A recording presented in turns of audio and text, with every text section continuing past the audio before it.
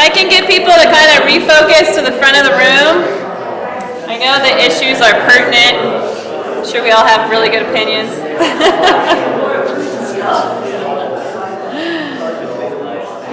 Okay. So I'd like to just take a minute to process how this went, how it went to be the facilitator for those that were facilitating, as well as for those who were being facilitated. How did it go? So, you can record some of the stuff in here so you can kind of get an idea if you want to write in the book. But first of all, what did the facilitator do to make the discussion easier? What did they do? Our facilitator allowed each of us time to express our opinions. Okay, so set a certain amount of time for each of you. Yeah, and kind of didn't let me interrupt. And didn't let you interrupt. All right. And he kept the discussion moving along. Okay, so there's those three. What else did the facilitator do in other groups to help? Yeah, that would be great. I'm sorry.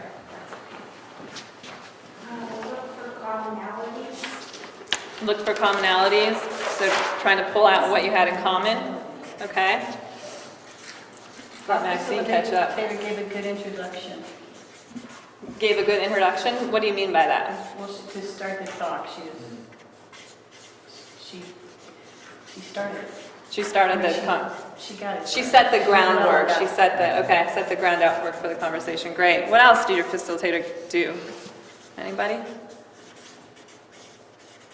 All right. Well, let's go to the next. Okay, Mary. Compliment her because I read off the stuff and she did it with the neighborhoods, and it was something that each neighborhood is dealing with right now. Okay. And I thought that was cool. She did a little overview and we gave our spiel. Excellent. So she did an overview too before you started. She facilitated that with us so that we stayed. So you helped you stay on track. Okay.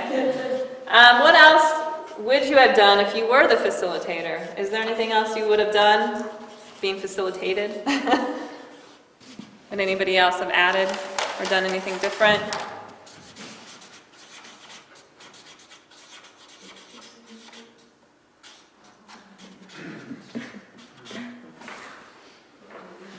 Marcia?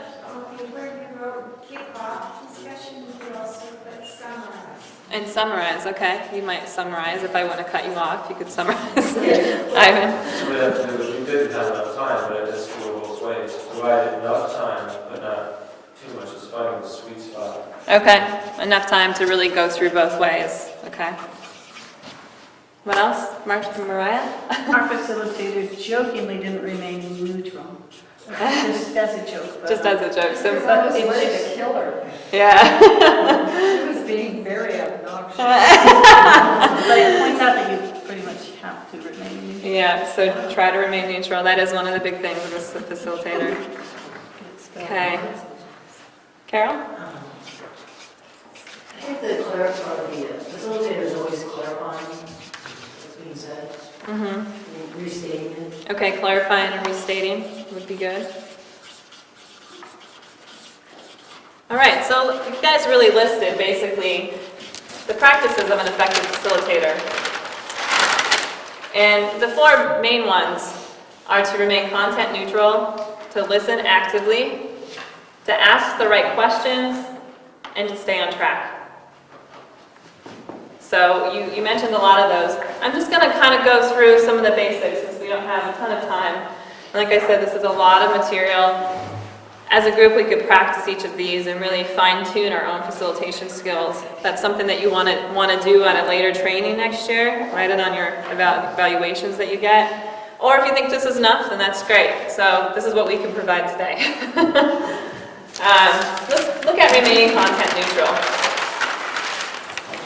Not everybody in the leadership team needs to be the facilitator. There's going to be some people on your facilitator who cannot remain content neutral. That is okay. That just should not be the facilitator, right?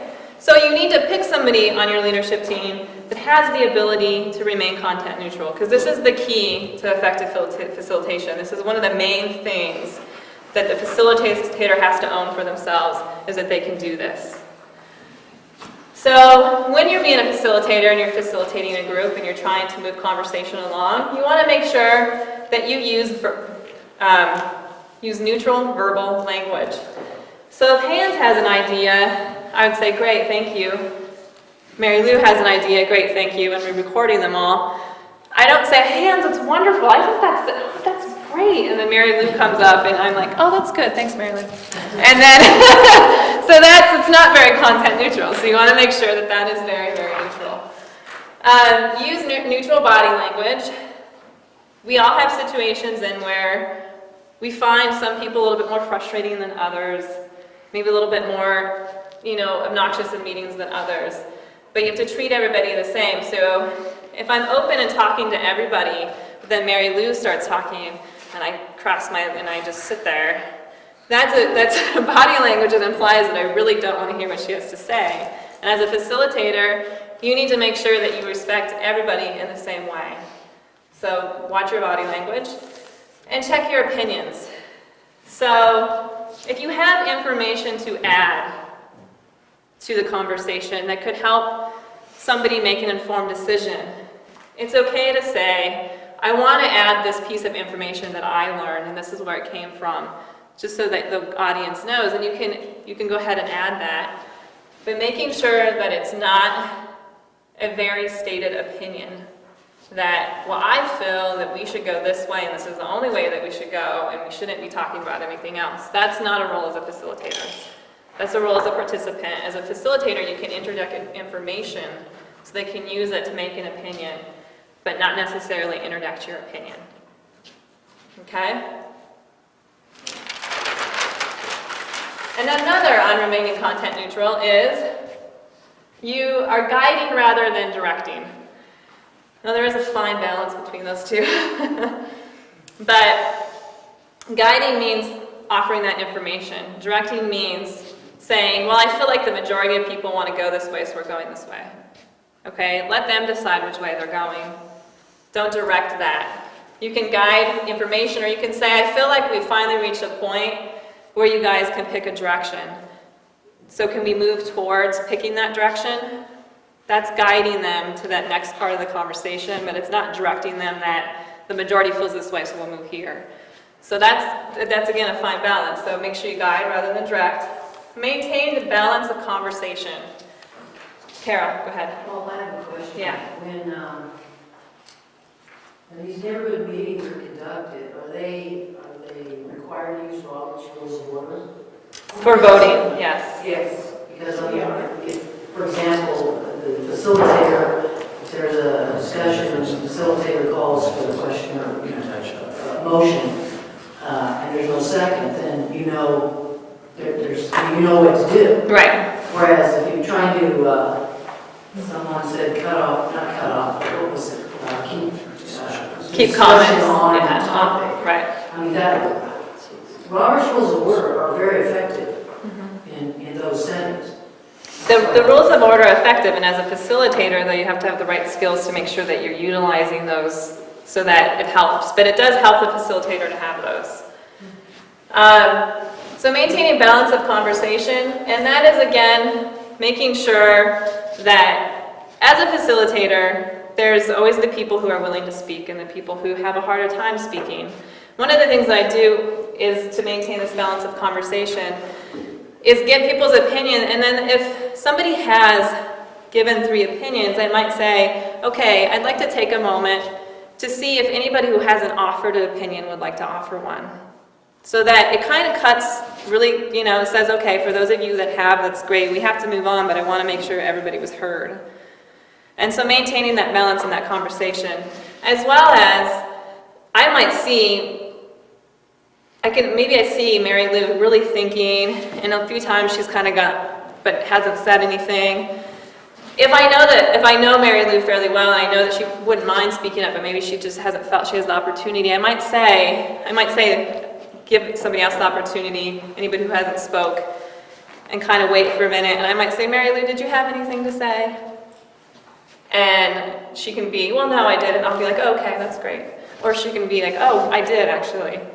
So if you see those cues, as a facilitator, you should be looking around the room and trying to see the cues that people might have something to say and help them in a very non-directive way. I wouldn't say, Mary Lou, I can tell you have something to say. I would just say, did you have something to say? Just because I'm kind of trying to read what she's doing. And then minimize your influence and maximize your participants. And that's really, as a facilitator, again, don't take sides.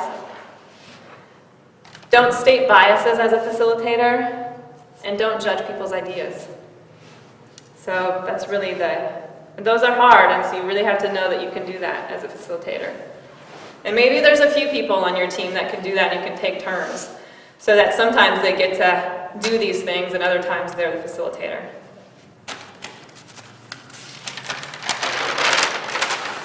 Okay, moving on to active listening. Doing good. Somebody said clarifying what was said. And that really is, as a facilitator, making sure that we are hearing what people say and that we actually heard what they meant. So, active listening it first involves making sure you're really listening to the person and shutting off that trigger in your brain that wants to go on to the next phase of the conversation. So that's the first thing of active listening. The rest is, when you are listening as a facilitator, repeat what they said to make sure that you heard them. So if you're really asking for people's opinions, you're recording them, you want to make sure that you got the right information so you can repeat, or you can paraphrase to make sure that you heard what they said in the right way. So you can paraphrase in your own words to see if that matches. You can summarize. So at the end, you can summarize. I feel that after this conversation, that there's 3 things the group felt was really important, and that was 1, 2, 3. And you go through them. Did I miss anything? So that's summarizing. And record ideas. The biggest thing, I think, what I've found when people are constantly repetitive with what they're saying, and they say it in multiple ways, and they constantly have the same opinion, is because they don't feel like they were heard. And a lot of that is writing it down and hanging it up. And so when you're having bigger meetings where you're trying to really get people's opinions, don't just have a secretary typing those out, because they don't know what that looks like. They can't visually see that they were heard. So write it down on a flip chart. The secretary can also be typing or writing so that you get 2 people doing the same thing. But record their ideas and record it so that they can see that you're recording it. Okay. Does anybody have anything to add to that?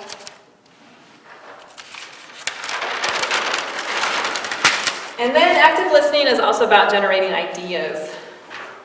So, generating ideas, if you look at page, I'll find it. Asking the right questions on page 37. As a facilitator, you might need to know more information, you might need to get more from a person, you might need to know the history of what they're saying. And so your role as a facilitator, so that people understand where somebody's coming from, or so that you can understand what they really want, is to generate ideas by asking certain questions. And the questions depend on the situation. So you can ask open-ended questions. And if you look on here, I don't know if I think it's on here, maybe it's not on this one. Open-ended questions are, oh, I have it on both. Open-ended questions are, really, it requires more than a yes or no, obviously. It stimulates thinking, and it usually begins with what, how, when, or why. So that they have, what are some of the things that you expect to get out of this meeting? Or what are some of the things that you would like to see done to our neighborhood? So it provides them an opportunity to really give you a lot more information than yes or no. Brainstorm ideas. So I think some of you have been at my meetings, community forum and things like that, where all of us have so many different ideas. And if I just said, okay, let's talk about this, and just left it like that, without any structure, that could take hours, forever. People are, maybe start debating and arguing back and forth. So what brainstorming does is, I said, it's popcorn style, okay? You're just gonna tell me what you think is a good idea for community forum to do as a group. And I'm gonna record them, and nothing is a bad idea. We're not picking anything right now, we just need the ideas. So that's brainstorming ideas. And it's good to do that as a group. And then you can really sit down afterwards and say, okay, which of these can we do? Which do we want to focus on? But let's get everything out first, and then have that conversation. Sharing experiences, that just really helps build that commonality between the group too. So having people share experiences of what has happened for them in the neighborhood. Sometimes you might say, what would you like the neighborhood council to do? Somebody could share an experience of what's been done in the past and how it's affected them to help that. So I might say, before we move on, Mary Lou, could you share an experience so people can kind of understand what I mean by that question? As a facilitator, I would do that. And then as a facilitator, in a conversation or something that's happening, finding similarities and differences and then summarizing those for the group. So as a facilitator, you really got to kind of hold on to those things in your head. This keeps popping up as something that's similar, and people aren't quite on the same page in these areas. And then when you summarize that for the group before moving on to the next task, so that they, as a group, are all on the same page. Okay. Any questions on that?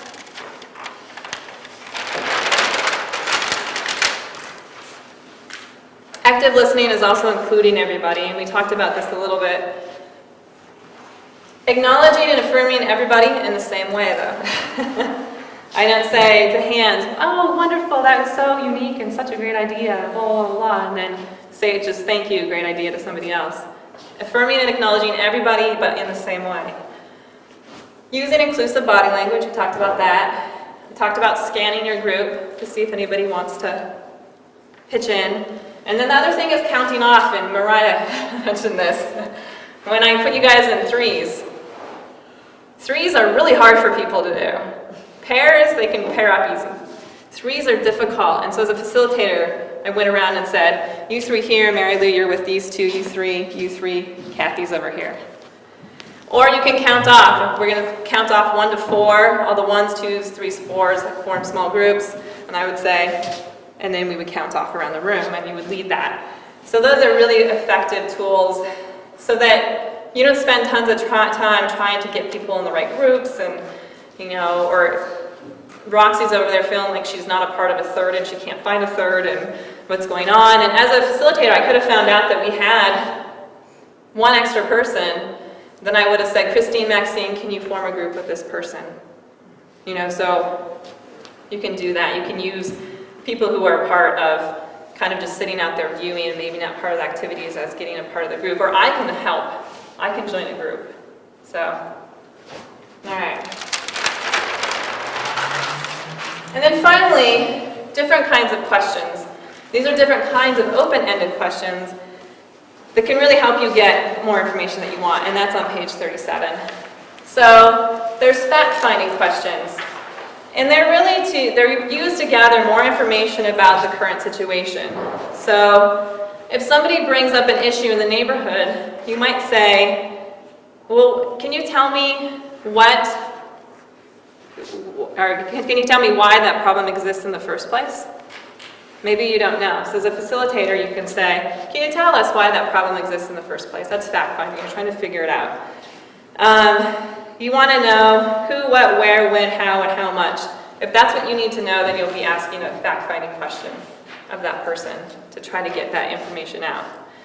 And your role as that facilitator asking these questions is to make sure that you have enough information to understand the need or to understand the issue that somebody is talking about.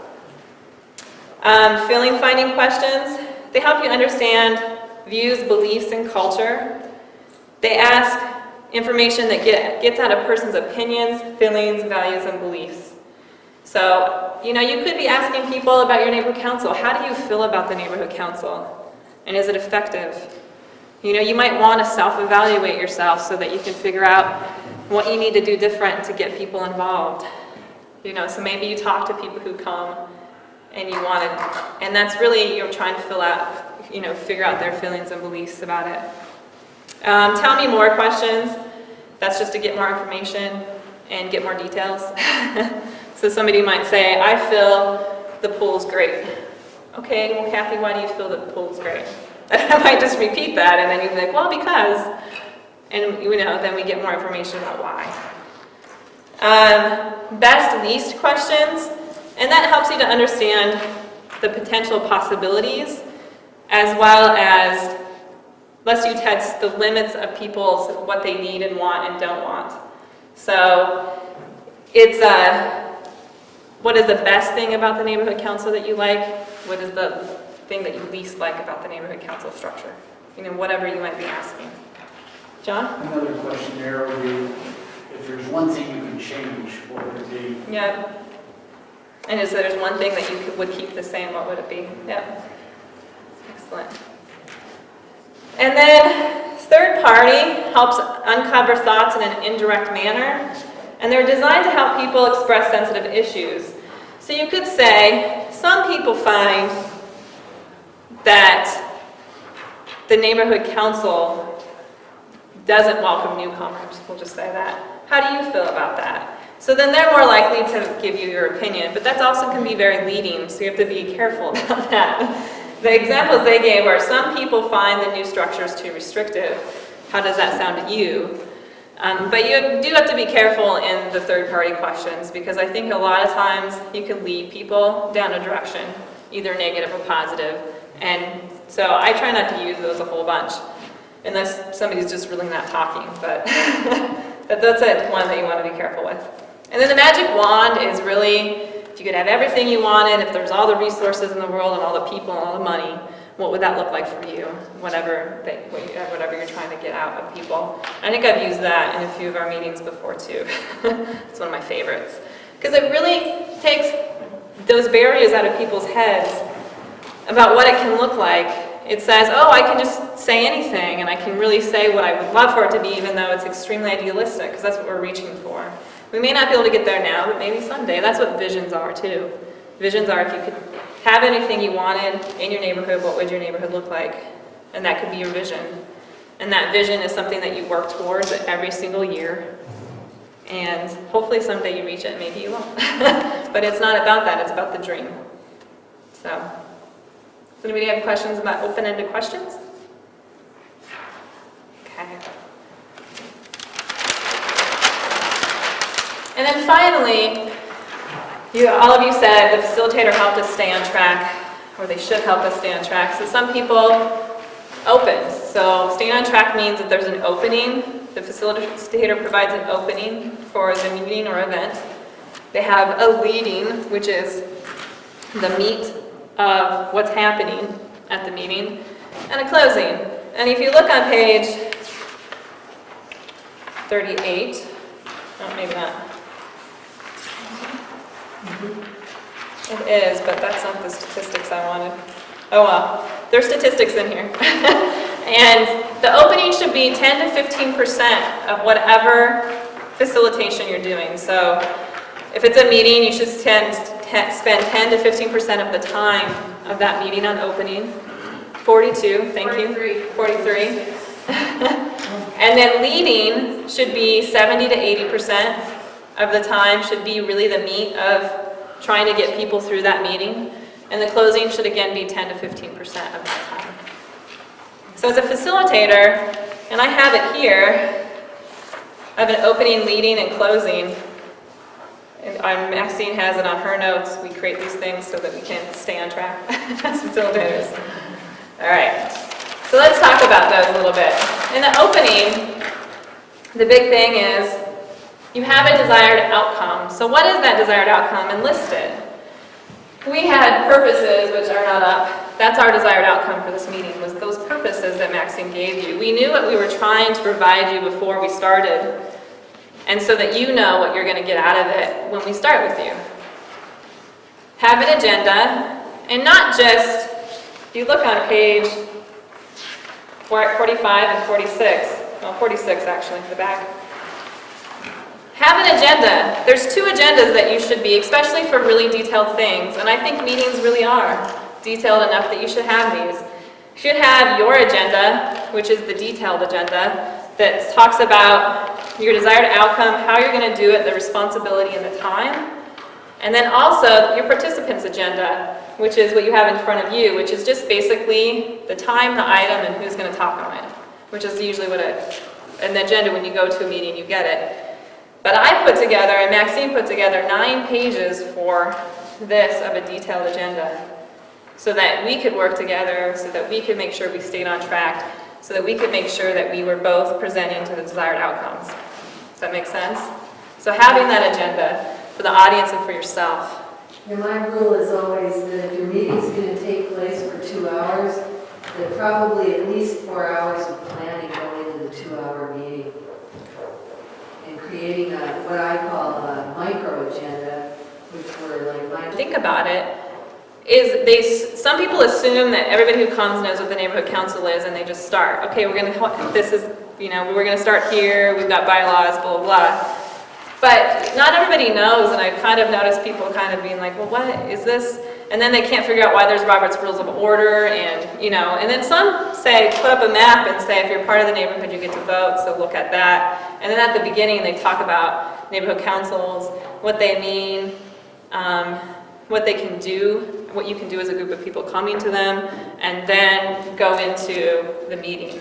But setting that context is important at every meeting, because there's always new people. Introduce your role.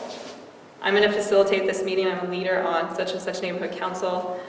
And the process, we're just going to go. If you've noticed, every meeting that I always have an agenda and I walk through it. This is what we're going to cover, and then we get started so that people are on the same page. Sometimes, depending, you might want to have agreements. So some of those agreements might be turning off cell phones, not talking when somebody else is talking, not making judgments, those kinds of things. And you can make those at the beginning of a meeting in your opening. And sometimes that's useful, especially if it's a contentious issue. You might want to make agreements before you start. Icebreakers and mixers you would do in an opening, so if you're going to do one. You can do a check-in, and typically a check-in just means you've described your outcome, you described what you're going to cover, and then you can check in with people and say, is there anything that I'm missing that people were hoping that we would cover today? And they can say it, and you can see if it fits in or not. Now, it may not fit in. You might say, well, that doesn't really fit in, but I'd be willing to talk to you after the meeting on that. Or you can say, oh yeah, that fits into this segment, we'll be covering that for you. Expectations are the same thing, and then explaining logistics. Where are the bathrooms? Where can people get food? Those kinds of things. Where's the elevator? Fire escape. And then the leading, which is that 70 to 80% that you're facilitating, is trying to figure out what pieces are large group discussion, which pieces are small group discussion, and leading those. So you've seen that Maxine and I have gone back from large group to small group, large group to small group. And on our agenda, we see that, and we make sure that we're breaking you up into those. And so what's more useful? And there are times at neighborhood meetings where you can do this. I think most neighborhood meetings are just large group. But it might be useful to see if there's other ways to do those meetings that engage people a little bit more. Brainstorming, again, we talked about brainstorming. Anonymous written ideas. One thing you can do too is when people come in, you can give them a note card. And sometime during the meeting, if you have where you want to collect opinions from people, but you know that it might be opinions that people might not want to share with the group, you can say, okay, we want to collect opinions. Could you write your opinion on that card and stick it in the box right here, and we'll be around to collect them. You can get their opinions without it being threatening, and you'll probably get the information that you actually want instead of pared down versions of what they think.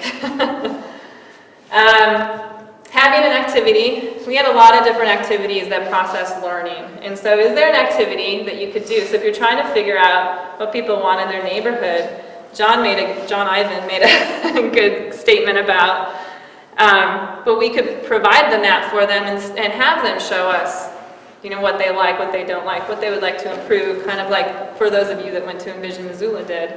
So is there an activity you can do that helps bring that information that you want? Energizers.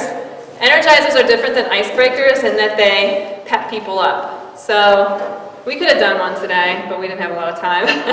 But we could do an energizer that gives people, kind of gets their blood flowing, wakes them up, gives them a little bit more energy to proceed. So these are really for longer meetings, but it's good to consider that if you have a longer meeting. And then role playing is a way to get people to think about, to get into different roles and act out a situation with each other. And one of the role playing was the for, against, and the facilitation. So somebody was acting as the for, somebody was acting as the against, and somebody was role playing the facilitator. And then we processed that to see how that went. And that's a role playing activity that you can do. And then use that to learn off of. Any questions? So leading, you know, you want to break up your 70-80% of your meeting with different things to keep people engaged, to help people learn in different ways, to collect information from people in different ways, and trying to do that different so that you get what you need, you hear what you want, you keep people's interest in coming back to your meetings, you know, those kinds of things. John? I'm a little bit hesitant about encouraging the anonymous thing. People should be able to write something, submit it, but we still need to be able to get back with them on stuff. And that's, plus you have to think about the self-care thing, because who wants to be reading notes with some vitriolic comment about how stupid your meeting was to make you feel that way. You know, I wouldn't advocate for anonymous stuff. They can write it down and be reviewed later. But I think that sometimes you don't actually hear what people want to say if you don't ask them anonymously. And I know that for the person who has to read those, maybe you don't want to hear it, so that's why you don't want to ask it. But it's good to take a collection to really understand what people feel. Because when they have, not everybody wants to be, there's people in the community that want to have a voice, that want people to know what that voice is, what my name is, and how to contact me. And there's other people who really want to give an opinion, but they don't play that role. That's not the face for them in the community. That's not who they are. And so you have to really adapt to the needs of people. And if you really want to make sure that you're including everybody.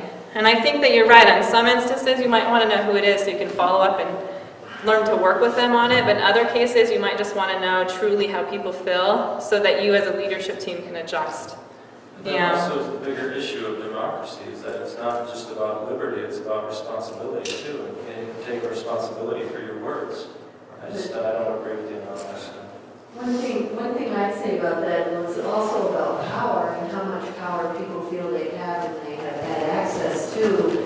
And so it's like I did a town hall meeting and it was people who really have been excluded a lot from the power sources in our community. And we gave them every imaginable way to write down their ideas. And we didn't care whether or not those were spoken out to us or not. I mean, we put boxes on the table, we put sheets of paper. There was every avenue they could have to have a voice, even though that was an anonymous voice. Because again, we always have to be thinking out of our middle class positions into other areas where people have not had access to power, and where having your voice and using your voice hasn't always been a real productive experience. And I'm thinking what you're saying really is an ideal that we should all be striving for. But in the interim, I think that there are things we need to do to make sure that people get heard. So. Like maybe it's kind of similar to the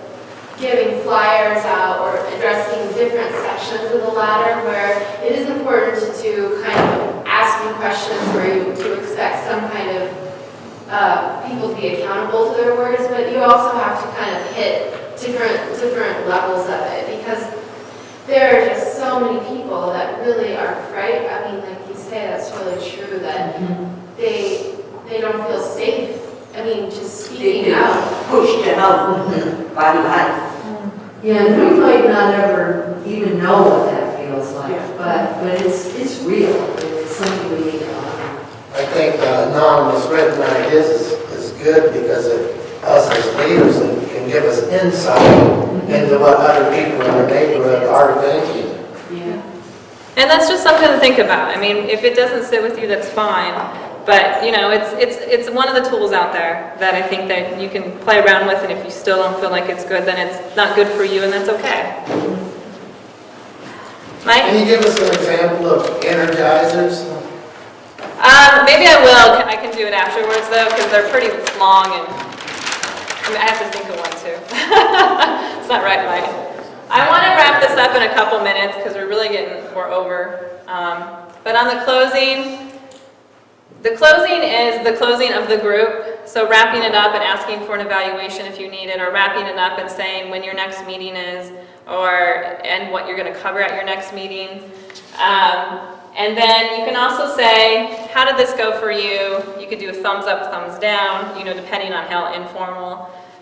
You could also have a report out where you record what went well, what could be improved on for the meeting next time. You know, you could do those kinds of things. But it's always good to get the evaluation and also to reflect on maybe what you learned and what you heard during the meeting. So that's another appropriate thing for the closing, is to summarize what we heard, what we learned, where we're going next because of that. And then you can evaluate. And evaluating how meetings went are good for leadership teams to do that every now and then, so that you know what people liked most, what they didn't like so much, and where you can go next time with the meeting so that you can try to change that. Okay. So speaking of closing and wrapping up, I have a small evaluation. If you would consider filling it out, that would be great. It will help us in future trainings be able to accommodate and also to see how useful these topics were and where to go next time. So I'll pass that out.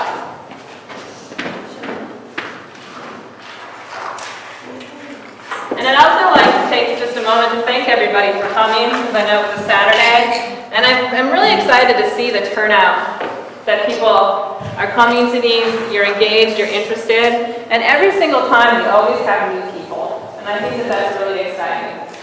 So thank you everybody for coming. And you can